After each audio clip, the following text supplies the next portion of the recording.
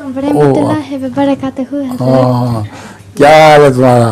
बस ठीक। बड़े दिनों के बाद देखा है तुम्हें। मेरी बारी नहीं आई थी इसलिए। हैं? मेरी बारी अब आई। अस्सलाम वालेकुम वरहमतुल्लाहि वबरकातुहू। वालेकुम सलाम रहमतुल्लाह वबरकातुहू। मेरा नाम है निताल बशारत अहमद। मेरा पहला सवाल है हुजूर। मौला अबुल ताज आपकी क्या लगती हो तुम? मैं नवासी। हैं? नवासी। नवासी। मेरा पहला सवाल है हुजूर। हुजूर, आजकल की इलेक्ट्रॉनिक इजादात में से आपको कौन सा सबसे ज़्यादा अच्छा लगता है और क्यों? हुजूर को इलेक्ट्रॉनिक चीज़ों में से सबसे ज़्यादा कौन सी अच्छी लगती है? इलेक्ट्रॉनिक चीज़ों जी। में छोटा सा जो होता है ना पर्सनल कंप्यूटर मेरे पास हुआ करता था, अब तो मैंने छोड़ दिया है। वो अच्छा लगा करता था, जेब में डालने वाला कंप्यूटर।